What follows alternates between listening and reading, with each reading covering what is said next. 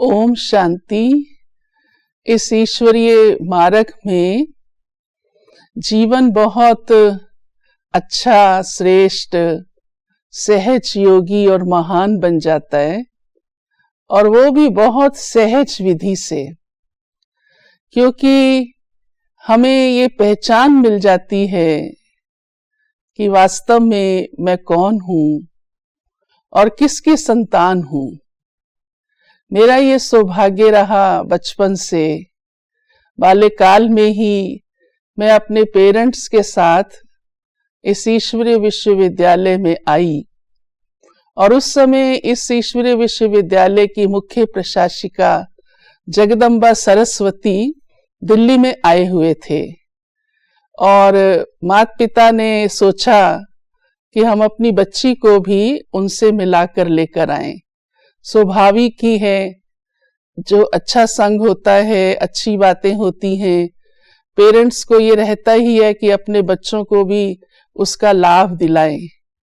और वह क्योंकि 1960-61 से ही संपर्क में आए थे, और उसके 1-2 वर्ष बाद ही जिन्हें हम प्यार से प्यारी मम्मा कहते हैं, जगदम्बा सरस्वती, वो आए थे। उनका क्लास था तो मुझे लेकर गए और मेरा मिलना हुआ। तो प्यारी मम्मा ने, क्योंकि मैं पहली बार ही आई थी, इसलिए मुझे वो मेमोरीज बहुत हृदय में तब से छपी हुई हैं, और मैं आज बड़े उससे गर्व के साथ कह सकती हूँ। तो मुझे प्यारी मम्मा ने बहुत प्यार से दृष्टि दी। उस समय समझ नहीं थी कुछ भी, और मैं उनके चेहरे को ही देखती रह गई, और उनके नेत्र जब मेरे नेत्रों पर थे, तो एक बच्चा भी जैसे एक बहुत आकर्षक किसी चीज को, मूर्ति को या कोई भी चित्र देखकर एकदम वहां ही एकाग्र हो जाता है, ऐसे ही मैं प्यारी मम्मा को देखकर एकदम दत्तचित्त उन्हें देखती रह गई। और मम्मा ने बड़े प्यार से हमारे हाथ को लेते हुए और अपनी उंगली यहाँ लगाई, कहा तुम आत्मा हो। अब मुझे उस समय कोई ज्ञान नहीं था मैं आत्मा हूँ किसी भी प्रकार का, पर पेरेंट्स को देखती थी कि वो कुछ बैठते हैं शांति से, योग करते हैं। ये तो मैं आज शब्द दे रही हूँ क्योंकि मैं खुद अनुभवी हो चुकी हूँ। उस समय तो मेरे पास ये कोई शब्द भी नहीं थे, कहना ही नहीं आता था योग क्या होता है, आत्मा क्या होती है।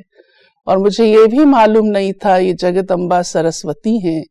हमारी मम्मी ने मुझे बताया, बेटे ये जगदम्बा सरस्वती हैं। और मम्मा ने जब मुझे कहा आत्मा हो, तो उसके कुछ समय बाद मेरे अंदर तब से लेकर के ही बार बार एक अंदर की आवाज आती है कि मैं क्या आत्मा हूं।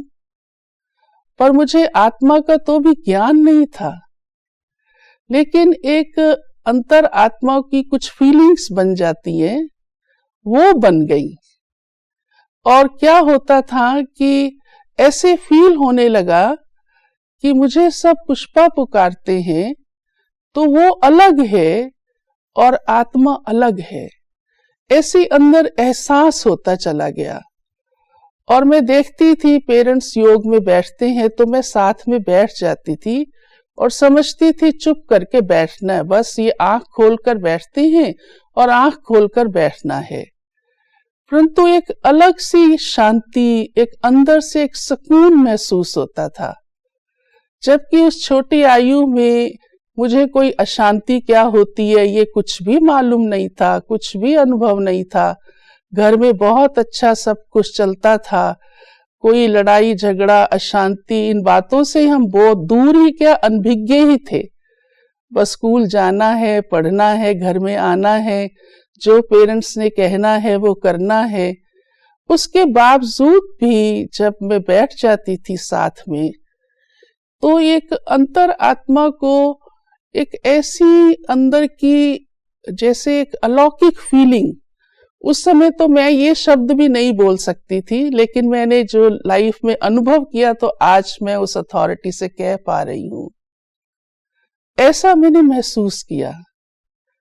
और फिर धीरे धीरे मेरा इस और इतना रुझान होता गया कि मुझे उसमें इतना आनंद महसूस होने लगा, एक अलौकिक आनंद। बाहर से चाहे सब कुछ था, सब सुविधा थी, किसी प्रकार की कोई कमी नहीं थी, पेरेंट्स का बहुत प्यार भी था, कहीं किसी तरफ नजर भी नहीं जाती थी, एक सहज जीवन जिसको कहते हैं, आराम का जीवन जिसको कहते हैं। उसके बावजूद भी मुझे अंदर से एक सुकून, एक आनंद महसूस होता था और ये ख्याल चलता था कि ये पुष्पा अलग है और मैं अलग हूं। मम्मा ने कहा आत्मा, वो मैं आत्मा हूं। उस सोचने मात्र से ही मुझे अच्छा लगता था, तो मैं बैठती भी थी और मैं देखती थी हमारे पेरेंट्स ईश्वरीय महावाक्य पढ़ते हैं, जिसे हम मुरली कहते हैं, वाणी कहते हैं। तो मैं वो भी पढ़ने लगी और कई बार हमारे पेरेंट्स पढ़ रहे होते थे तो वो देखते थे ये बड़े दत्तचित्त होकर सुन रही है, तो मुझे भी कहते थे आप पढ़ोगी, अच्छा आप पढ़ो, हम सुनते हैं। तो धीरे धीरे मेरा वो इंटरेस्ट बनता गया और उसको पढ़ते पढ़ते मैंने ये समझती गई, समझ लिया कि एक्चुअली मैं आत्मा हूं और मुझ आत्मा का पिता परमात्मा है। और वो परमात्मा कौन है, ये भी उन महावाक्यों को पढ़ते पढ़ते मुझे समझ में आने लगा कि ये शारीरिक माता पिता मेरे शरीर के हैं, जिसको मैं पुष्पा कहती हूँ, मुझे जब बुलाते हैं ये, लेकिन मैं आत्मा हूं तो मेरा पिता वो कोई और है। और स्कूल में भी कई बातें मैं देखती थी, पढ़ती थी, क्रिश्चियनिटी के बारे में, मुस्लिज्म के बारे में या गुरुद्वारे के बारे में, तो ख्याल चलता था।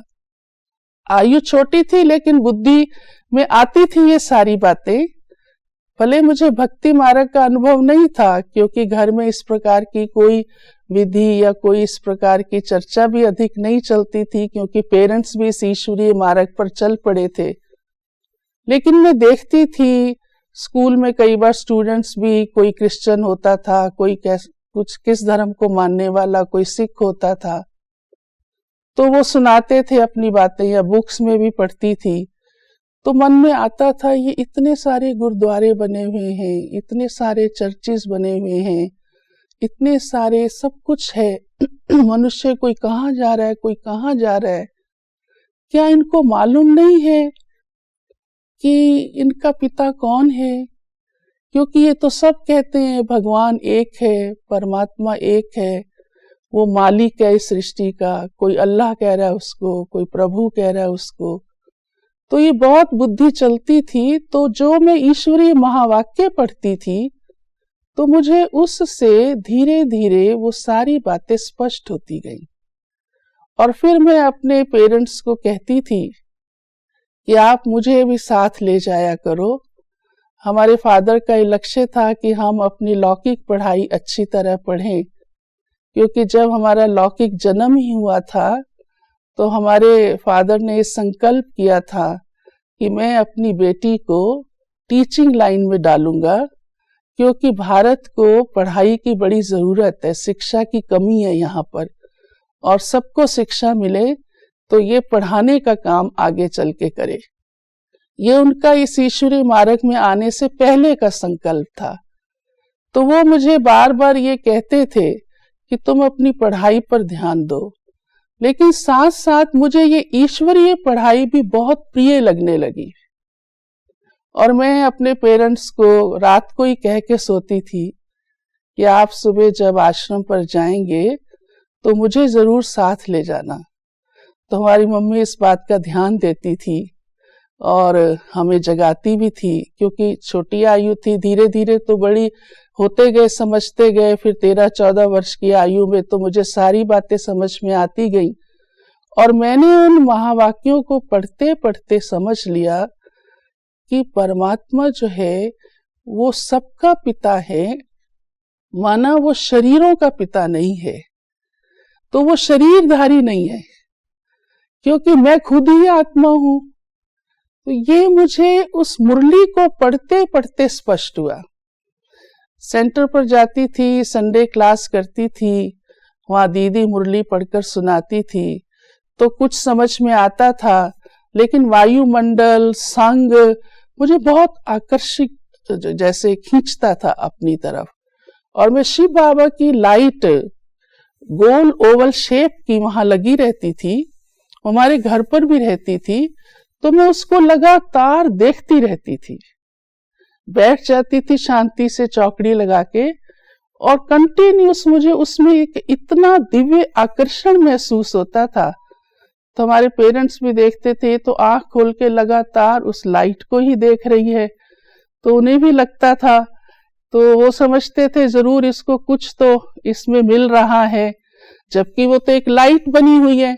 परंतु मेरा जो मन था वो सिर्फ उस लाइट को देखकर वहां तक सीमित नहीं था, परंतु उस सुपर लाइट में कि वो एक लाइट है परमात्मा, और एक ज्योति, सूक्ष्म ज्योति है। और उस मुरलियों को पढ़ते पढ़ते मुझे स्पष्ट होता गया कि वो निराकार है। तो मेरे समझ में आ गया कि ये जो लोग सभी कहते रहते हैं भगवान, अल्लाह, तो वो तो एक बिंदी है, निराकार है, इसीलिए तो सभी का वो पिता हो सकता है। क्योंकि हम किसी भी मनुष्य को देखते हैं तो देखते एक भाव उठाता है कि ये हिंदू है, ये फलाना है, या ये क्रिश्चियन है। सिर्फ इतना ही नहीं, ये भी आ जाता है, ये अंग्रेज है, ये इस ड्रेस वाला है, ये इस फलाने प्रोफेशन वाला है।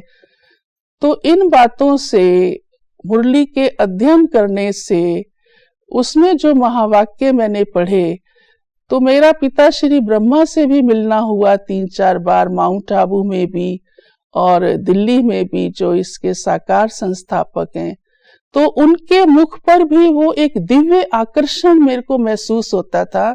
जो लाइट मैं घर में और सेंटर पर जली हुई ओवल शेप की देखती थी, तो जो आकर्षण मुझे उसमें लगता, वैसा ही आकर्षण मुझे पिताश्री के चेहरे पर लगता। तो मुझे ये अनुभव होता था कि वही लाइट इनके मुख से बोल रही है, और वही महावाक्य जो मैं उस मुरली में पढ़ती, तो पढ़ते पढ़ते मुझे स्पष्ट होता गया कि भगवान ज्योति बिंदु हमें समझाने के लिए आता है। इसीलिए उसे कहते हैं तमेव माताश्च पिता तमेव, तमेव बंधुश्च सखा तमेव। और उन दिनों एक गीत बजता था, फिल्मी गाना, तुम्हें पाके हमने जहां पा लिया। मुझे वो गाना बड़ा प्रिय लगता था, लेकिन फिर ख्याल चलता था कि ये कोई व्यक्ति के लिए नहीं हो सकता है। चाहे कहा व्यक्ति के लिए गया होगा, कहने वाले ने किन भावनाओं में कहा, परंतु किसी भी व्यक्ति जो संसारी कितना भी शक्तिशाली हो, उस पर ये गाना उतर ही नहीं सकता है।